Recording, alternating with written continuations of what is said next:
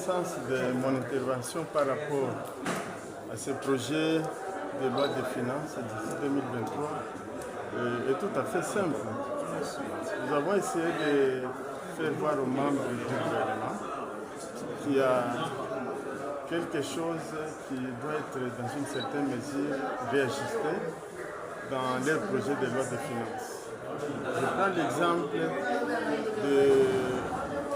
de ce qu'il y a comme budget réservé à l'approche essentiellement politique dans la recherche de la paix.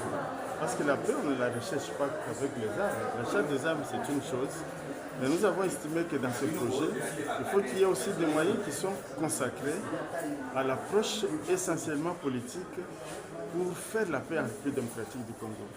Nous avons aussi regretté le fait que depuis la nuit des temps, le budget en République démocratique du Congo pose problème en ce qui concerne l'autonomisation dans les domaines de la diversification de notre économie. On se fonde essentiellement sur le produit minier, alors qu'il y a la possibilité, avec ce que nous avons comme terre rare, ce que nous avons comme richesse du sol, nous avons des savanes qui chôment, nous avons des forêts qui sont presque vierges. Nous avons estimé qu'il faut accorder beaucoup de moyens pour faciliter la diversification de l'économie congolaise. Précisément, il est question qu'on donne des moyens conséquents au secteur de l'agriculture, par exemple, du développement rural, pour la production locale. Les maïs pourrissent dans nos territoires. Pourquoi? Parce qu'il n'y a pas de route, il n'y a pas de moyens d'évacuation des produits. Mais je dis au gouvernement que nous craignons, parce qu'il y a possibilité que Madame la chef du gouvernement puisse encore dépêcher, comme ce fut le cas avec le gouvernement passé. Le gouvernement passé a dépêché une délégation d'au moins 10 ministres pour aller chercher la farine en Zambie à la pays. Et quand les membres du gouvernement arrivent, ils sont reçus par un simple agriculteur, si pas un simple cultivateur. C'est quand même, ça fait honte pour tout ce que nous avons comme atout géoéconomique pour pouvoir produire localement. Nous avons aussi estimé, dans le cadre de ce budget, qu'il y a eu des discussions qui ont été engagées par le gouvernement et les autres pays, les banques syndicaux. Mais est-ce que le budget tel que présenté aujourd'hui permet de résoudre ce problème des nouvelles unités, des non payés, des professeurs d'université, si vous voulez tous les autres enseignants?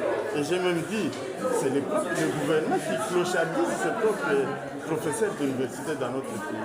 Nous avons aussi insisté sur les moyens qui sont alloués au secteur de l'enseignement supérieur universitaire.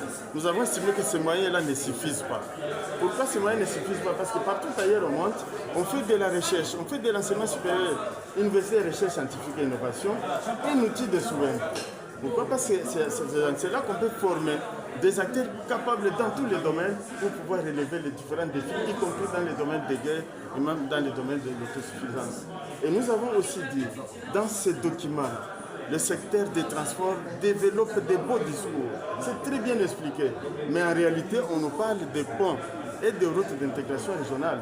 Mais nous allons attendre, vous verrez si Dieu nous prête vie, même la législature prochaine, du moins pour ceux qui seront là, ils viendront encore voir que ces ponts et ces routes ne seront pas là. Nous ne voulons plus de la théorie, nous voulons la praxéologie, nous voulons la pratique. Si nous voulons lutter essentiellement contre la pauvreté, nous avons intérêt. Et nous avons aussi regretté le fait que la voirie casse les routes dans nos quartiers. Et on abandonne ces routes pendant 2 ans. C'est comme si les Congolais sont des simples esclaves modernes, ce n'est pas normal. En fait, il y a eu beaucoup de choses que nous avons essayé de soulever dans la loi de finances, mais les minutes n'ont pas suffi pour qu'on puisse donner tout ce qu'il fallait. Et voilà, je peux m'arrêter là, mon cher.